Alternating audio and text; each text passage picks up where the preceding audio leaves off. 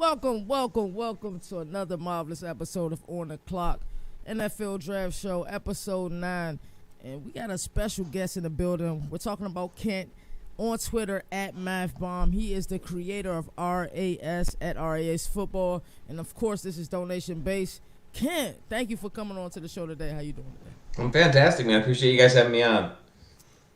Of course, we got the usual suspect up top, the man, the myth, the legend, Coach. Coach, how you doing today, man?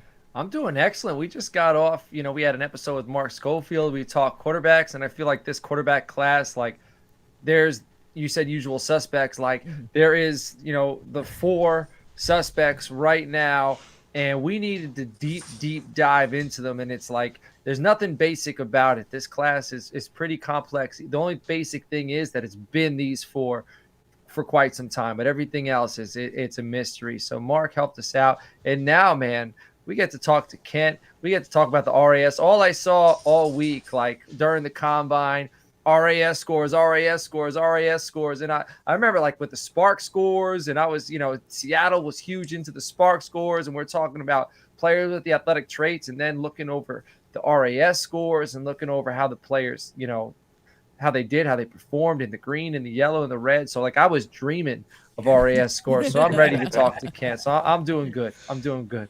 And of course, on the opposite side of me, man, we got Nino Brown, a.k.a. Nino, 2 times the mayor of college football. Nino, how you doing, man? I'm great. I'm loving it. We had a great episode before this one. We get to talk to the man, Math Bomb. I don't even know how he does it. The numbers to his head, it's like the Matrix. He just pulling it and puts them on the screen. God bless. But I'm excited to talk to some guys in the Combine and break it down with them. Wow. Without further ado, let's get into the first topic. Kent, you can go ahead and take it away. Yeah, I'm really glad that you guys brought me on. I love talking about football testing. That's obviously a passion of mine.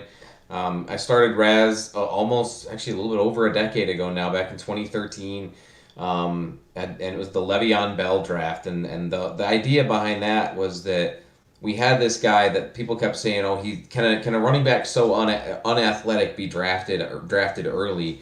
And I just took issue with the term unathletic. And there's a lot of other terms that they throw around during the Combine. This guy's quick but not fast. This guy's explosive. This guy's agile. They have all these terms, but they don't mean anything. And unathletic not only didn't mean anything, it was wrong.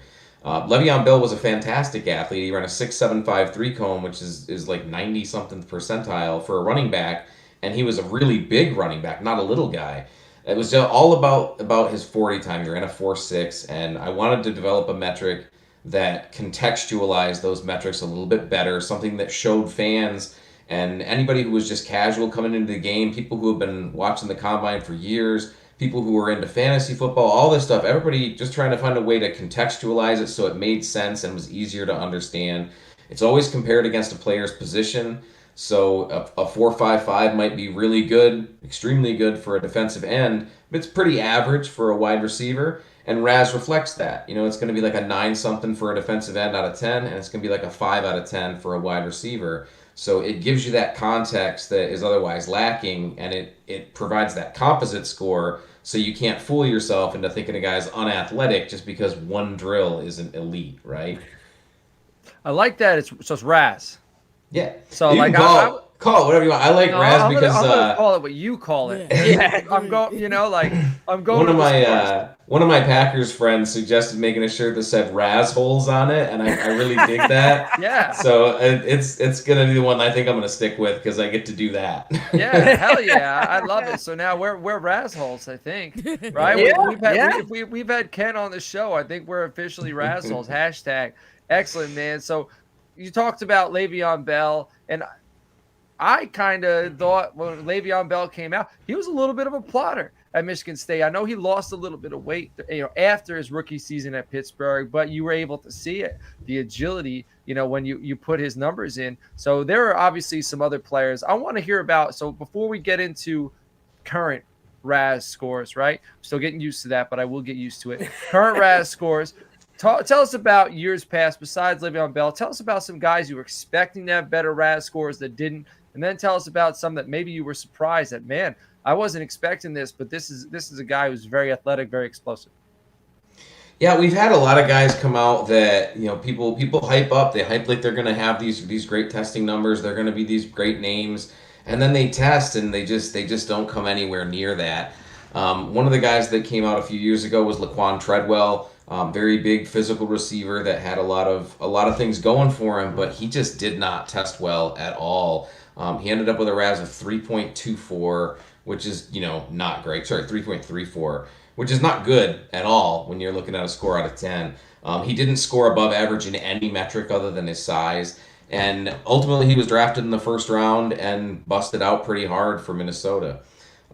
We also had, just more recently for pass rushers, we had L.J. Collier taken out of Texas Christian by the Seahawks. And he had a lot of length, but he just doesn't have athletic traits. And pass rusher is one of those positions where you got to have those athletic traits. You got to be faster than everybody else that you're going against. You got to be more explosive. You got to be agile. And he just wasn't. And it was weird because sometimes we'll have guys like that, but they're bigger, so you can kind of get away with, well, maybe we'll move him, inside, outside. We had, DeForest Buckner, Eric Armstead, guys like that, where you can move him inside, and that athleticism is different, right? It's a different kind of athleticism. So when you look at him against defensive tackles, they look a lot better. And Collier didn't even have that really going for him. Like, I tried when the Seahawks drafted him, I tried finding that positive, but it just wasn't there, and ultimately it didn't work out for him. Both of those guys were pretty well thought of prospects, but the testing numbers eventually showed out, and they just didn't really stick. I feel like for the Seahawks, with how much Pete Carroll said he enjoyed players that played multiple sports in high school, on the RAS, you need to update at the bottom. You need to add like how many different sports they played in high school just for Pete Carroll. Just for him, the Pete Carroll notes. Yeah, there you go. That's my recommendation now as a full-time RAS hole.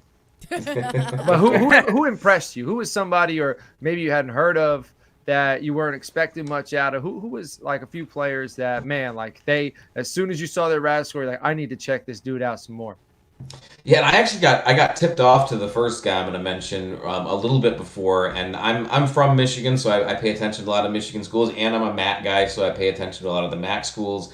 And Max Crosby out of Eastern Michigan, right before the combine, I got pointed to him, and I was like, God, he's really explosive. I'm not sure how all those athletic traits are working out. There's some stuff to work on there, but there's a lot of tools going on. And then he came out and put up a 9.63 RAS, really athletic dude. Wasn't drafted in the first round. He got drafted a little bit after that, but he's been really good in the league so far, and he doesn't look like he's slowing down anytime soon. Looks like a guy that's going to continue to get better. Another one was Daniil Hunter, and I always bring him up because of how bad his tape was in college. Whenever you're watching a pass rusher and you're looking for things other than athletic traits, you're looking for, does he have any pass rushing moves? Does he have a plan when he's going against an offensive tackle? Does he have any counters when he misses that first block? And Hunter's whole plan was, I'm going to throw my shoulder into this guy, and I'm going to push him. And then if it doesn't work, I'm going to do it again the next play and see if it works the next play. And this needs to be a short.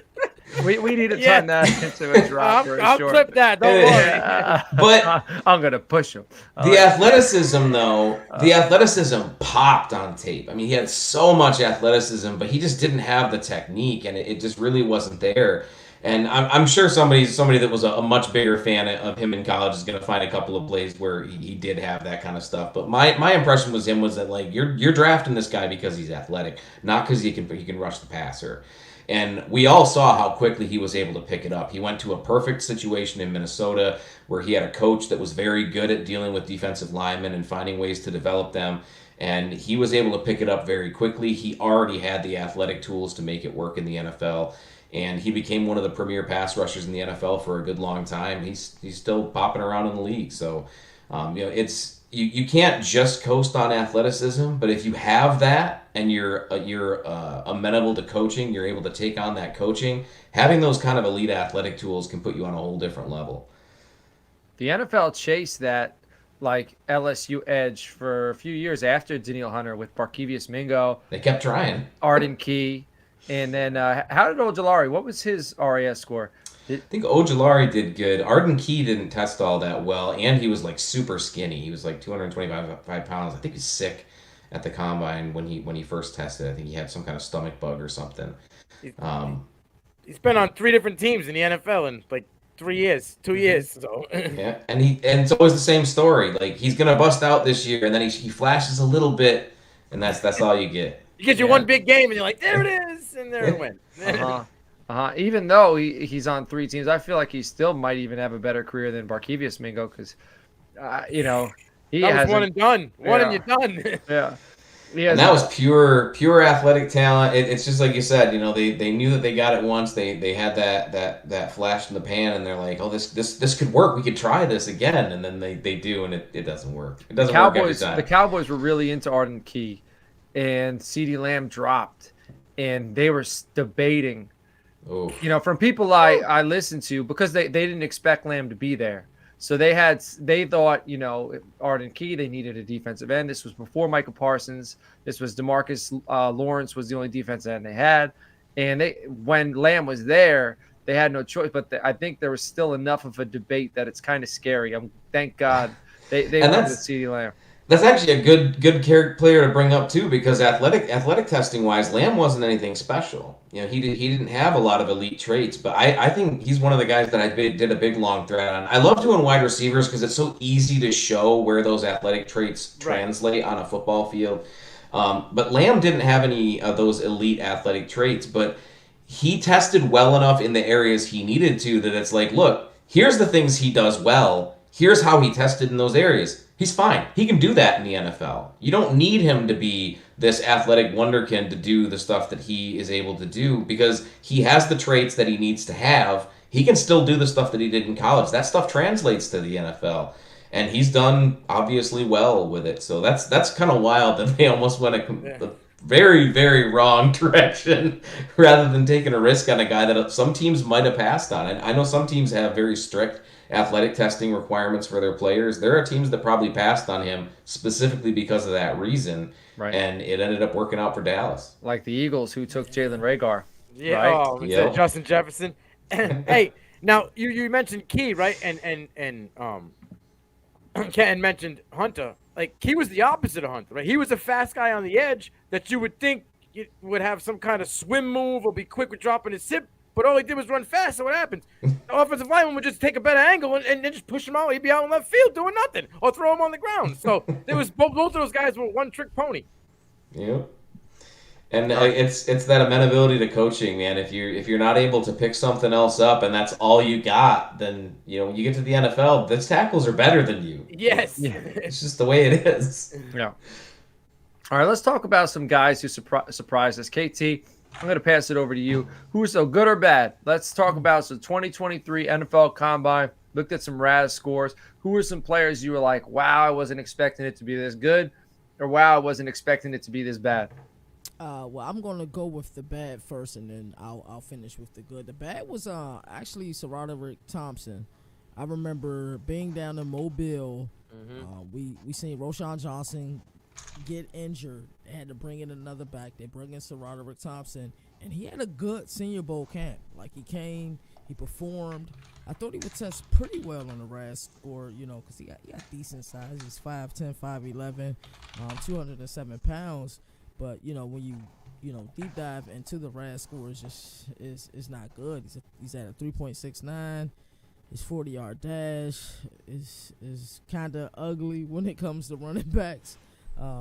With the 4.6, he did the 3-cone, which a lot of running backs and wide receivers kind of opt out to do in these days and times. So he's one of those players that when I seen him, I'm like, okay, I like what this kid has, but he just didn't test well at all. And the opposite spectrum of that is A.T. Perry, wide receiver from Wake Forest. I really liked A.T. Perry a lot. Wake Forest kind of. Well, Sam Hartman missing. Nino, correct me if I'm wrong. What did he miss? 1 or 2 games? He missed 2. He missed 2, and he was rusty the first game back. They were able to get the victory, but he was rusty. But Perry, I remember coming to the draft. A lot of people were saying he might be 6'5". He ended up being 6'3", 198 pounds. But, running a 4.47 at that size. And I like the production coming out of college. So those are probably the 2 players just on opposite ends of the spectrum that I liked a lot. What about you, Nino? Who are some players that kind of you felt the same way about? All right. So I was coming out of mobile. I was big on Payne Durham. I thought he was the best tight end in mobile. But when it came to the combine and the RAS scores, Durham didn't do too well. I mean, 6.41. all yellow is not a very good thing you want. His vertical 7.85. We got a score. His broad jump was 7.18. It's a big guy, big target. I thought, coming out of mobile the way he performed, that it would have been a little bit better for him, but the combine didn't work out for him. For me, especially when there were a lot of tight ends who it did work out for. Yeah, there was multiple tight ends that kind of, I think, did justice for themselves. Tight ends might have stole the show. Yeah, and Durham didn't. Running a 4.87 is a killer as a tight end, especially in a class like this when you have so many top tier athletes and you're the slow guy of the bunch. That's got to sting. Yeah. Now, the guy on the opposite side of the spectrum that I was all about, coming into it. Now, his size and his weight obviously put him in the red. But, man, you can't teach speed. That's either you got it or you don't got it. And Keontae Mitchell, East Carolina running back, he got speed. I mean, he got speed. He got agility. My man's green like a traffic light. So it's just like the only red he got is just the size. Bro. But if you look at Deuce is in the red, in the size and the weight. But Deuce is in everything else. He's in the green. So it's like, I think my man, you're looking for a speedy guy. You're looking for a guy to take top off the ball, get on the outside and go. Mitchell's going to be that guy, and a lot of people really aren't talking about him, and I just don't understand why. I green like a traffic light. Come on, Nino. Like, you got to do that to us, man. Always. He's quick.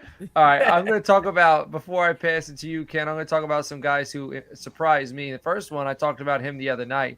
It's Zach Kuntz, Old Dominion, 10. Like 10. He got the best score you could get. So that complete dude, 6'7", hell of an athlete. Came in at 255 pounds, 23 reps on the bench press. So he's not just a big, fast guy. He's also physical. His vertical is 40 inches. His 40-yard dash, 4.55. Three cone was 6.87. Like, dude, absolutely. Like, I got to pay attention to this guy. And he's probably going to be. I remember last year, late in the process, Greg Dulcich caught on for me. Obviously, he went to UCLA, a bigger school.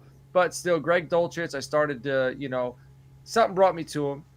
And I started to watch him. I started to like him. I'm going to start paying attention to Zach Kuntz. I'm going to go watch some film, and it might be a guy that I'm going to try to snag in some dynasty drafts, especially tight end premium ones where you can start two tight ends in like the third round. But that also depends on draft capital. If the NFL likes him more than I like him and he goes early, then he's probably going to be going off the board, mid-second round. So Zach Kuntz. Then Jonathan Mingo. I kind of buried him at the Senior Bowl. I watched him, and I thought he was above the middle tier. Like Ronnie Bell, I wasn't impressed with. Hutchinson looked decent. Josephus was decent. I had Mingo a little bit above those guys, but I didn't have him in the top tier. And then, so I didn't think he was athletic as he was. And then, he has a 9.93 coming in. Like, he doesn't have the ideal height, but it's not terrible. But he's got the ideal weight, ideal strength. Vertical broad, 40-yard dash at 4.46. He's faster than I thought he was. He didn't do the agility work. His 10-yard split was 1.54. So I'm going to have to go rewatch some film of Mingo. And then finally, the last one. This is KT's guy. It's Jaden Reed. He coming at 6.18. He was one I was kind of surprised with in the opposite direction. I was expecting a little more from him. 40-yard dash was still good. 4.45 was good, but his shuttle was only a 4.29, which put him in the yellow. His vertical was only 33.5, which put him in the red.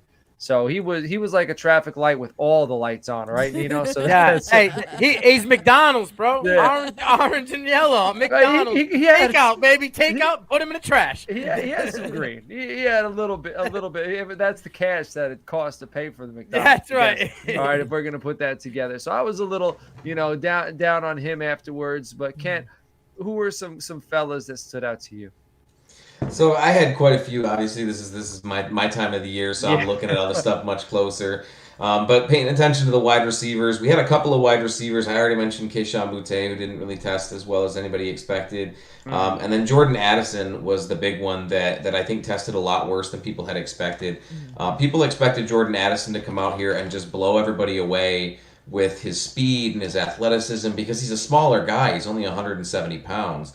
And he ran a 4.49, and we keep saying these times as if they're terrible, and they're not. But when you're a littler guy, you got to have some elite athletic traits, and he ended up not having a single elite athletic trait that he tested with. He had just average explosiveness in his vertical and his broad jump, and his speed was adequate. It was good at 4.49, but he's a littler guy. You got to have a little bit more than that. So he was a little bit disappointing. One of my favorite players at the combine was Jackson Smith in Jigba, and he's a guy. There's always at least one guy every year where everybody says, "Oh, I don't think he's going to test well. I don't think he's going to test well." And when I'm watching a guy play, I'm looking specifically for those athletic traits. I'm not looking all. I do also do this, but when I'm first evaluating a guy, I'm not looking at whether he can run routes, how good his hands are, stuff like that. I'm looking specifically for the athletic traits. And for me, it was always there. It was never a question to me whether or not he had those athletic traits. Is he the fastest guy? No, and he skipped out on the 40. But he had a 99th percentile shuttle drill at 3.93 and a 98th percentile three cone at 6.57. Combined, I think it was the best three cone for any wide receiver in the last decade. Yeah, and he combined to have the best agility score of any wide receiver in over the last decade. I actually didn't even go back far enough to see if there was anybody better ever. But possibly the best ever. Yeah, which is a lot when you're considering a guy that came in with athletic question marks. If you go out and put up that kind of a performance, that's speaking to people. That's letting people know that you heard them and you wanted to show that no, that ain't a problem for me. Yeah. There was a lot of debate because the wide receiver, we talked about how we talked about quarterbacks before this episode, and that's kind of, we know who the four are, but it's rocky where you have them. The wide receivers is also pretty, you could ask anybody, and they're going to have a different guy number one overall. We know who the usual suspects are again, but it's what's your flavor? It's everybody. There's nobody that's flawless. Right. Yeah. Mm-hmm. I got a question for Ken. Yeah. Before we get into the guys that we're out on. We talked about guys who surprised us. I had to eat a lot of crow last year with Coach. He's going to be in his gloat right now because I'm admitting I was wrong. So let's do it. Let's hear it. You had an R.A.S score for Mr. Likely, like he was likely garbage. It was all red, right? And he came in, and he was probably the best tight end early in the season last year. And Coach told me, this guy, I'm like, I don't know, man. It says he's got like a 1. I don't know if I can if I can go you behind almost that. Had me though. I almost backed off of him. You were so hard on it. I think landing spot mattered, obviously, in the system. But talk to us about I spoke to Isaiah Likely about his score, and he was a guy when he was coming out to test. I expected him to test really well. He was one of my favorite players in the draft last year. I even said after he was drafted that we haven't had a single tight end in the last 20 years who has had a single 750 or more yard receiving season, who's had a RAS below 5, and didn't have a significant asterisk attached to it. Because we did have Jordan Reed, and Jordan Reed came out, most of his career would be, and he didn't.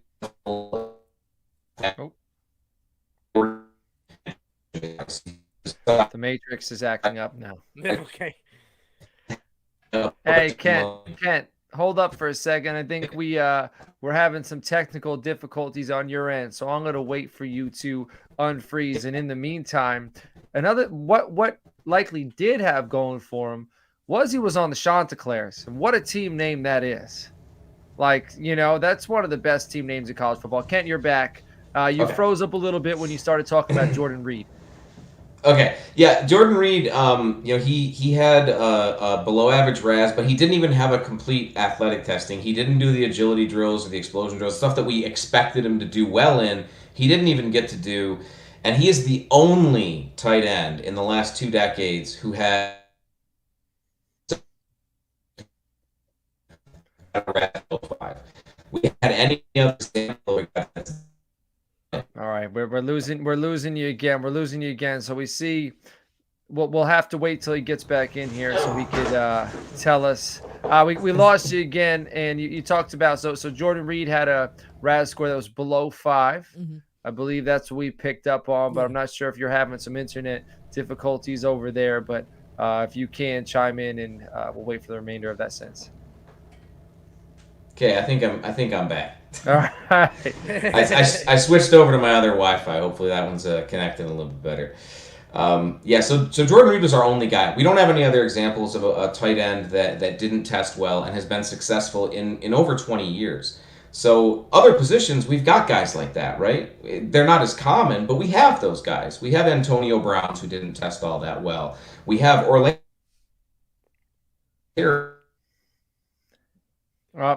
We lost him. The other internet's not working.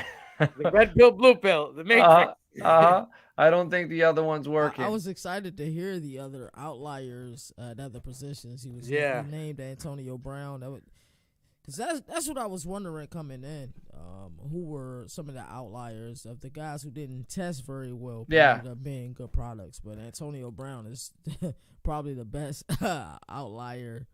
But what I think made Antonio Brown elite? They said when he came into the NFL, he was one of the hardest workers out there. Right. So, that's probably a good recipe for trying to be an outlier, working hard. So, Matt, Kent, you had mentioned Antonio Brown as an outlier, and what other players were there similar to Antonio Brown and now Isaiah Likely? Yeah, and we had Orlando Brown as well at offensive tackle. We've had guys like Zadarius Smith at pass rusher. We've had examples of other position players who didn't test as well. We don't have that.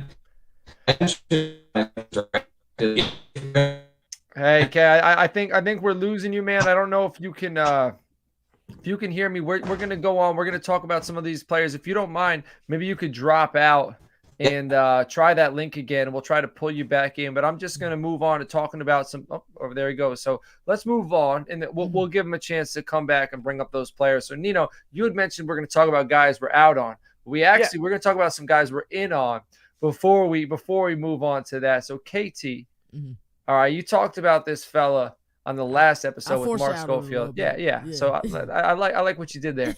So choose your own adventure. So who are the players that after seeing their RAS score, you're like, all right, I'm in on this dude.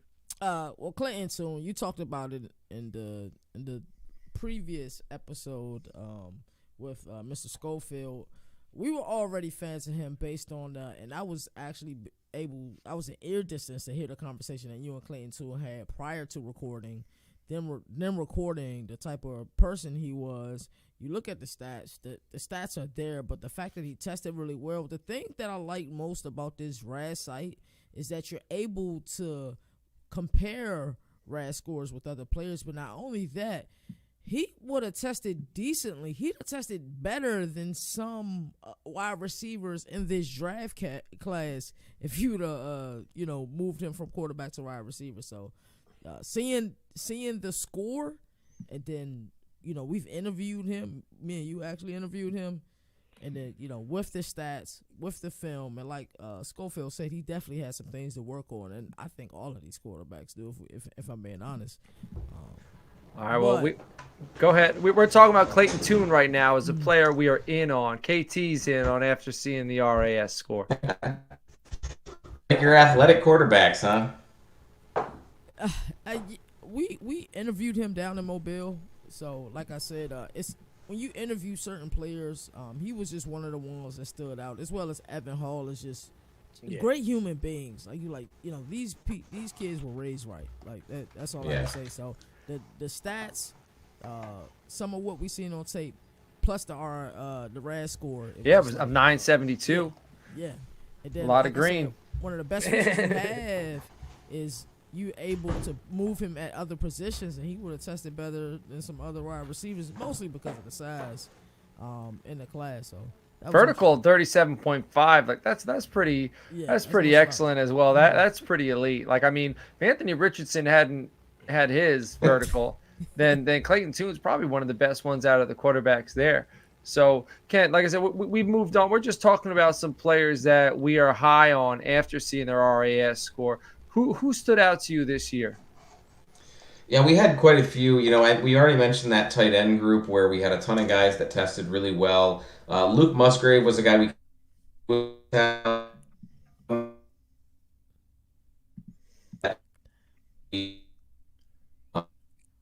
I think the Matrix got him. Yeah. Ken, we lost you again, man. So he's talking about Luke Musgrave. Well, I'm going to pull up. Luke Musgrave had the second highest RAS score, RAS score rather. I got to get to saying that. We had Kuntz, who was 10. But right after that, Musgrave came in at 9.95, man. And his height, 6'5", weight 253, vertical of 36 inches for a tight end. I'm running a 4.61. And I know Nino, right? His biggest knock, right? Musgrave is availability, right? He's been a little banged up at 3 games. Yeah. But the athleticism is there. What do you think? You think he's going to be able to go to the NFL and keep it together and stay on the field, or what? I would hope so. I mean, he has all the attributes. He's got everything. The height, Right. size. He can run block. He can pass block. He can catch. He can slide off. He's got the Kelsey style. Receiving skills to him. 2 years and not being healthy, man. Mm-hmm. It adds up. A lot of Cowboys fans with Schultz gone. Like, this is a guy I'm hearing in a lot of circles that they're. You don't like your guy? Schultz is gone. I like Ferguson. Ferguson? Yeah, I like Ferguson. I think he's fine, but some people, I don't think we need to draft a tight end. Schultz didn't break out, right? Schultz took a year or two before he broke out. They thought Jarwin was going to be your guy, and then all of a sudden Schultz bursts on. So right. Schultz, it took like 3 years out of Stanford, late pick, and then Ferguson, we got him out of Wisconsin, and then Hendershot wasn't even drafted. He's a decent field stretcher. He produced, so they all produced last year. But Musgrave is just. Supposedly they interviewed like 3 or 4 tight ends at the combine, and it seems like they're interested. Yeah, He's a big name that's coming up, but I'm okay with not drafting a tight end, or I'm okay with waiting because I think there's depth. There's always depth at tight end. A guy that I'm high on this year. I'm sorry, Nino. Go ahead. You're raising your finger. Go. I was just gonna say Jack Campbell. I wasn't expecting Jack Campbell to have a RAS score of 9.9. I was not. I didn't think he was as quick or shifty as he was, and this might be my Le'Veon Bell. Kent brought up Le'Veon Bell earlier in the show. I didn't think Jack Campbell was overly athletic. Dude ran a 4.65, which is decent, but his 3-cone was 6.74. His shuttle was 4.24. And then his broad jump, 10 feet 8, his vertical 37.5. So not only is he 6'4", 248 pounds, not only is he a thumper coming out of Iowa, this cat can move. And maybe I'm a little gun shy because I really like Josie Jewell coming out of Iowa. Okay. Right? And that's like the type of linebacker I expected coming out of Iowa. So maybe I was a little gun shy. And then I saw this score, and holy cow, like this dude, hell of an athlete. And the next one, my guy, Michael Wilson, man. Michael Wilson came in at a 9.34 RAS score, which is pretty damn impressive. His height, he's 6'1", not phenomenal, but his weight's good. His vertical was 37.5. His 40-yard dash wasn't great, but his 10-yard split was. That's what did we say at the combine? I'm sorry, not the combine, at the Senior Bowl, was how smooth he was. So it wasn't like we were saying he was blowing doors off people, but 10-yard split, then his shuttle's decent, but he's got great hands, good body control. So I like the explosion, because that's a guy who's going to move the chains. And having that explosion, having that jump, that leaping ability with those good hands. So those are all some players that we're high on. I got one. Go ahead. I want to hear it. You want to talk about receivers? You want to talk about a guy who wants to high punt the ball and get up there and contested catches? I'm going to talk about a guy that nobody's even speaking about. He's all green like the broccoli, right? My man, Bryce Ford Wheaton, right? Got a 9.96 RAS score, right? 6'4", 221 coming to West Virginia. Now, granted, he didn't have the best quarterback last year. 6'4", 221. That's beautiful. And that is like gold. Neon sign. Come get me, right? My man is just athletic. His vertical was 41. Broad jump of 10.9, right? 40-yard dash, 4.38. He's 6'4", 220, ran a 4.38. My man's big. He got good hands, and he's fast. And nobody's talking about this guy. I'm going to call it right now. This guy is going to be the steal wide receiver mid-round. Steal of the draft. Man, that is. Oh, man, he is the top. Oh, we lost. We lost you. You're getting swallowed up by the Matrix. But Wheaton, I guess he had the number 1 overall score out of wide receivers. Mm-hmm. Like that's nothing. And then Mingo was 2, who I was surprised. And there's best hair at the combine. Bro, Yosavas. early in the year, all right. The first 2 games, me and Jared talked about it. Ford Wheaton made 2 catches in the end zone that were just stupid, like straight body control in the corner with a guy right in front of him, and I was like, ooh, all right. I mean, I will watch out for this guy. Quarterback play kind of was mediocre, right? But his numbers were good this year, and he just keep. How about Rasheed Rice? Oh, bro, listen. Right? Like that was the knock. The knock was the athleticism. He has the 5th best RAS score. But I don't want to hear about the fact, like I keep hearing Rasheed Rice, like I don't know, his height. How can he be a contested catch guy at 6 foot? Just go watch the tape. Right. Don't watch the highlights. Watch the tape. My favorite thing about him, balls. But not only does he go up and get the ball, even on routes, even when the ball isn't a high point contested ball, when he's breaking on a route and the quarterback throws it, he doesn't wait for it to get to him. He attacks the football. Yes. So he doesn't. That puts him in a situation where he doesn't have to fight you for the football. He's going away from you. He's going towards the football. He's creating separation. You can't get your hands on him, and you can't get your hands on the football. Like that's instinct. It's his athleticism is through the roof. And you add that athleticism with great hands and a dog mentality. Yeah. Well, he catches the ball in between the hash marks. You might as well get off the field and go sit on the bench because you ain't stopping him. Right. Well, let's move on. Let's wrap this thing up with just some guys we're out on. Kent, unfortunately, had some issues with his internet, but thanks again, Kent.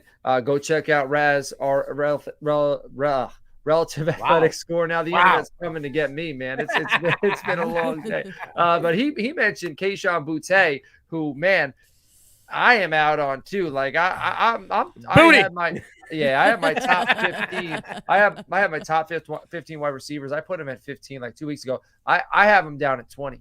I want nothing to do with him. Yeah.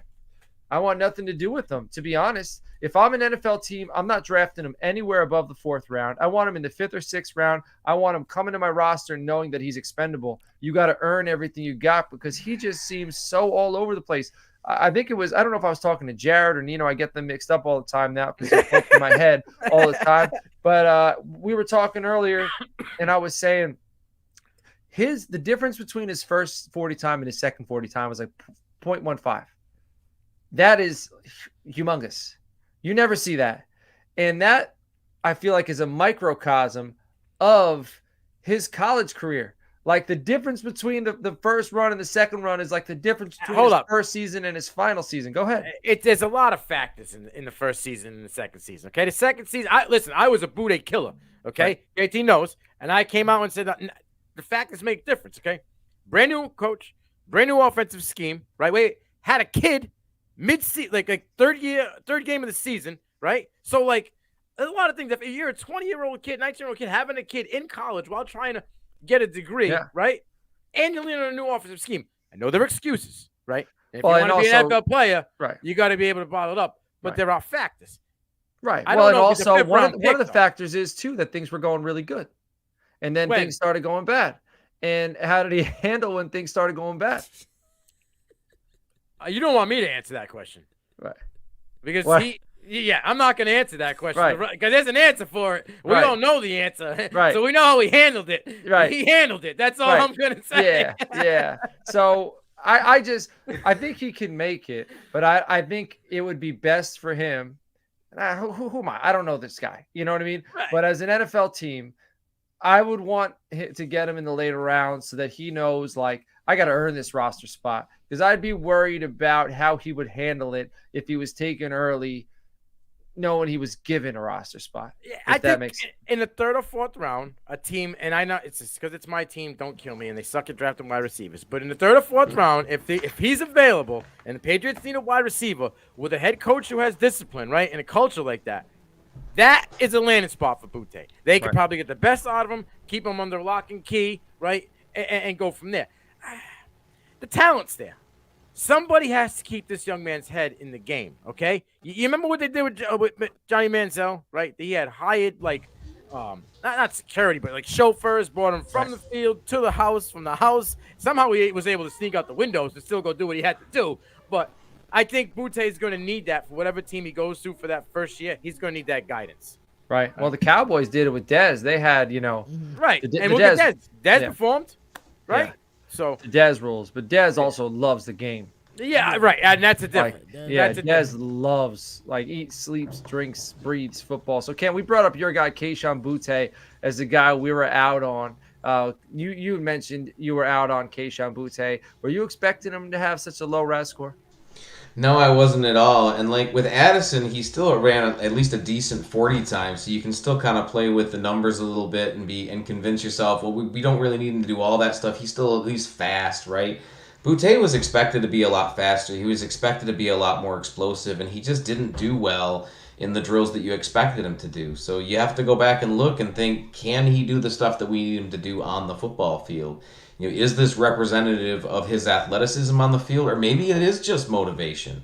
Maybe he wasn't motivated enough to train for those drills. We've seen that before with some players. So maybe that's it. But those are still big question marks. You're talking about the NFL. This is the best of the best. You can't play around anymore when you get up to the NFL. No. 9 months ago, the dude was in a walking boot for the second time in the end zone. So, that probably plays a factor in the athleticism as a wide receiver.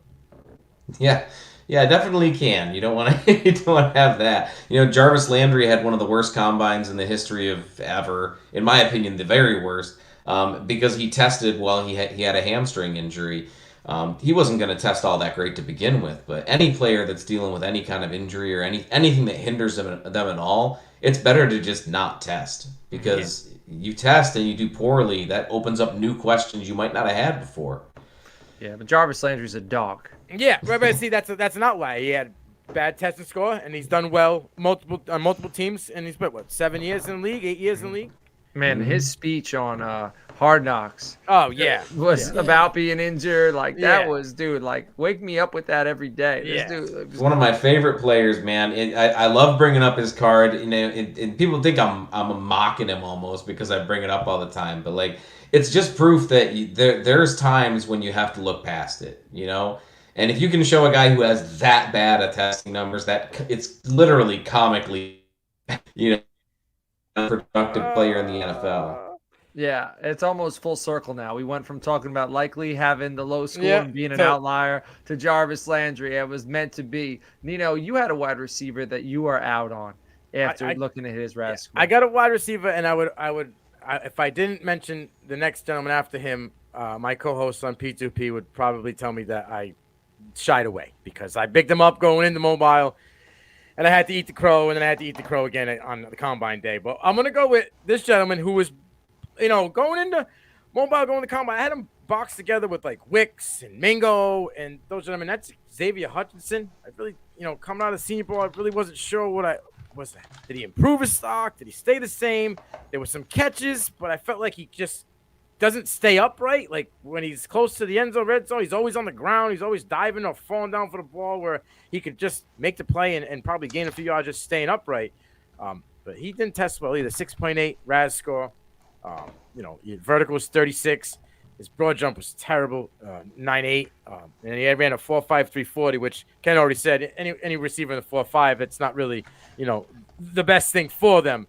Now, on the other side of it, going into the season for USC, I was a big Mekhi Blackman guy. I said, this is going to be his year. He's going to turn around. He trained right for this year. First 3 games of the season, my man was playing lights out. And then he broke the light bulb, and there was no more light, okay? Because he was getting eaten for the rest of the season. At the Senior Bowl, he got torched. And it was bad. I'm like, maybe he just had the jitters. Well, yeah, no, because he came into the combine, and everything was just as bad. 6.58 RAS score. Weighted at 178 as a cornerback at 5'11". That is not very good either. The strength wasn't there with only 11 reps at 225. His broad jump was good, but his vertical at 36 wasn't very good, and his 40 at 4.47 was meh. So, what are your thoughts, Kent, on Mekhi Blackman? Yeah, it's the same thing we had with Jordan Addison. You know, if you're a littler guy, you have to have that athleticism to make up for it. And he's got a little bit there. There's enough there that you can work with it if you've got a role carved out for him. But if you want somebody to be that game breaking guy, they got to have that athleticism. You know, Tyreek Hill is a little guy. He's thickly built, but he's very small in stature, and doesn't have the biggest wingspan compared to some of the bigger possession guys that you got. But he's a ridiculous athlete. And that's what you need if you're going to be a smaller guy. You have to have that athleticism so you can do all these different things. And I don't know that guys like Blackman and Jordan Addison showed that this year. Man, I have to, before I let KT discuss his final player that we are out on, I have to go back to Kayshon Boutte and his vertical. His vertical, 29 inches, 0.53. Is that is there anybody who competed in any of the drills that got less than a 0.53 in anything this year? That's probably a very tough question to answer, but I'd be interested. I know there is, because we had one guy that did terrible in everything, in every drill. I'm trying to remember who it was. I think it was PJ Mustafer. Rich Eisen. Yeah. Right? This was one of those Rich Eisen might beat this dude type of scenarios. Oh, no. Mark Evans and PJ Mustafer. This is not the person that Kayshon Boutte wants to be in the same conversation. No. Oh, actually, neither of those guys were as bad in any individual drill as Kayshon Boutte. So no, and they did bad in everything. So no, it would be. That's probably the worst one. I'm telling you, that's a 0 to 10 skip. 9 months ago, Nino. Dude's been playing wide receiver like you. Joe, whoa. We just heard that Calvin Ridley played a whole season with a broken foot. We can't do that. But I wonder what his vertical was with that broken foot. Yeah, I wonder what it was when he was on Toradol too. I mean, come on. Yeah. you don't think? I mean, you don't know. Hey, listen. What happened with guys that get screws put in the foot? Look at J.K. Dobbins, right? Plays 6 games. It's not good. Are you playing devil's advocate right now? Or are you really going to bat for Kayshon Boutte? Listen. I killed the guy all year. Right. So for me to even say this, there's more to it that I think that weighs into it. You don't just go from being a dude to going and taking a nap. But he did.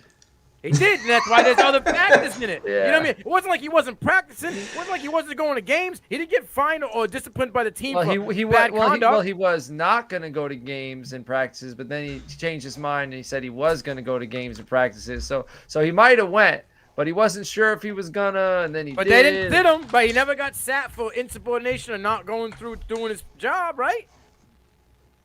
Yeah. I did want to point out Calvin Ridley only had a 31-inch vertical. Boom. Which is a 1.62. That is not a good vertical. And his broad jump was almost as bad as Boutte's vertical was. Wait, so is this your comp, Nino? Are you victory lapping that Calvin Ridley had bad numbers and now that Kayshon I'm not victory lapping none. You're going like this. I'm just saying, you hear him? Did you hear what he said? You know, that's all. So he's being compared to an outlier. I'm not just pulling it out of left field. That factors matter, man. Yeah, I will point out, that was a little bit, I happen to know Ridley off the top of my head because I did an entire thread on Calvin Ridley when he came out. And we mentioned CeeDee Lamb earlier. Sometimes you have to look past the numbers if the guy wins in the areas that he's good at. I don't really think that Boutte did that. I think that he left enough open that you're kind of worried about where he's at in terms of his testing and his play. What was Ridley's shuttle? What was his shuttle score? His shuttle was only a 4.41, which was a 1.9 out of 10. He didn't have a good shuttle at all, but his cone drill was good. His 3-cone. Yeah, his cone drill was good, and he ran a good 40. And Boutte didn't do the 3-cone, so maybe he would have had a good one on That's one true. foot. And he's running at LSU, which is a faster track, so maybe he'll get a good time there. So all right, watch him ball out at the pro day, and you'll be saying totally different, side of the ball. Watch his vertical go from 29 to 30 inches. I never believed the hype when it came to Kayshon Boutte. Man. I've been up and down. I've been in and out. I see when you increase your scores, when you go from combine to pro day and you increase your test, you're expected to increase your testing. Yes. You've had more time to do it. You already know what you have to beat, right? When you have a bad score, so you're always expected to do better. If it's only a little bit, it doesn't really mean that much. If it's a significant number, you really got to take that into consideration because that tells you that there was something that was limiting him when he tested. There was something that held him back quite a bit. I mentioned Jarvis Landry. We had that with Jarvis Landry. He still didn't test well because he tested so bad at the combine that testing significantly better didn't push him into like good range. But you do have to pay attention to that stuff. We've seen that before. Joe Hayden and we just talked about Xavier, the other Xavier, the guy in Miami, cornerback. Xavier Howard? Thank you. Xavier Howard, same thing. Joe Hayden, Xavier Howard, they both had the exact same thing. They had a very poor combine. They went to their pro days, and both of those guys absolutely crushed it. So there is some precedent. Xavier had a very poor combine and also had a very poor pro day. Yeah, he had a worse pro day. Yeah. Did not work.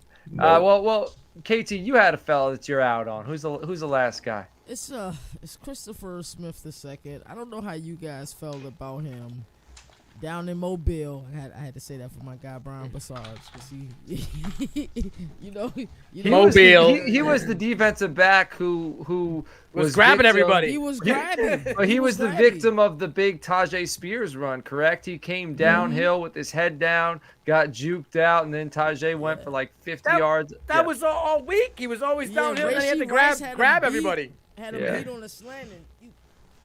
He was. Give me some of that. Georgia used it as a highlight, like, bro, that's not a highlight, bro. He got beat. He just grabbed. But yeah, looking at his scores, I didn't expect the scores to be that bad. But his scores are bad. You looked at what he did down in Mobile. He was super grabby. The refs were, I thought, a little bit more lenient with him than they were with other players. But yeah, so I'm completely out. Do you, for every position, do you have the average in? Because I'm looking through corners right now, and I see a corner named Average CB. Yes, that is the average cornerback.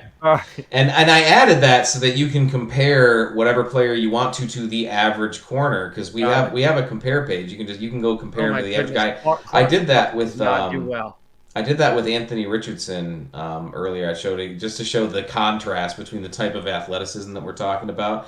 But yeah, I do have an average corner as a player in the database. I'm actually going to be adding an average NFL player for every position as well because those are significantly higher testing guys that actually make NFL rosters. So I plan on adding fake players into the database who match the averages for a bunch of different things. So hopefully that'll be a little fun to play with. I love it, man. And Clark Phillips is my guess for Outlier of the Year. So we'll have to talk about this next offseason to see if I was correct. But, man, it has been absolutely a blast. I feel like with all this data and intel, we could be talking to you for like 2-3 hours. And we do not have the time for that. You do not have the time for that. So I'm going to let you go this evening. Everybody, go check out Kent Lee. It's Platte, correct? Yes. I got it right. At MathBomb on the Twitter. Go check out RAS.football. And KT mentioned that what you do is donation-based. So can you let the listener know how they can donate and support the RAS score? Yeah, and everything is run by donations. I don't charge for any of the content that I have on the site, and I actually take on people to help out with different coding and different table stuff. I like trying to teach and try to help people both learn how to work in analytics, how to work with NFL data, and just how to work it with data in general. It is entirely run by donations. I have my Venmo and my PayPal pinned to my Twitter profile at MathBomb. It really helps out the site. I was able to completely give the site a whole facelift last year. I was able to help the intern that I had helping build out that new compare feature that we were talking about and some of the other stuff that we added to the site. We were able to give him a little bit of a gift on his way to college. He went off to college in Georgia. So, it's really helpful when we do this stuff for free to help out whenever you can. And I hope to keep going as long as I can, providing a fun product for everybody and trying out new tools so that people can stay interested in football, in analytics, in math, and all of these things that I enjoy, that I love doing, and hopefully we can keep that going. Just send my donation. Just Yeah, send my donation. yeah.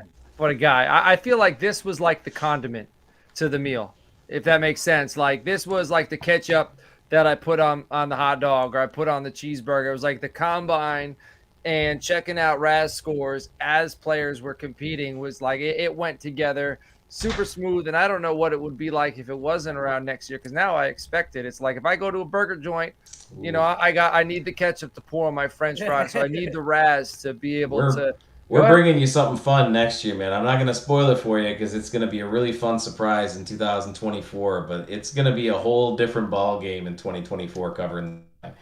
Kent, you sound like me talking about the Frankenstein Listener League for toilets and titles. Like, if you play fantasy, I'm gonna have to run some things by you. We got a listener league that's like, it's absolutely bananas. Maybe if you have some time to listen, I'll send you an episode kind of discussing it, because we got created players, like it's bananas. And I think someone like you might actually enjoy that. But anyway, Ken, again, we are very appreciative of you giving us some of your time. KT, Nino, I appreciate both of you joining me again this evening. Hey, when does CFB Nation roll again next? When are we going to get to see you guys again? Tomorrow. What time? 9:00. P2P. Where can they find it? At the CFB Nation on the Twitter, at the CFB Nation on the YouTube. Click that bell, hit subscribe. KT. They already know what it is, man. That's it. All right. Well, everybody, enjoy your evening and enjoy the rest of the draft process. If you'd like to get into a Dynasty rookie mock draft, we're doing it on our Gilded Chat. So reach out to me on the Twitter at Coach Sheps, any of these fellas on the Twitter, or you can reach out to the show at Twits Titles. We'll get you in the Gilded Chat and you can mock with us. We will catch you all later on. Take care.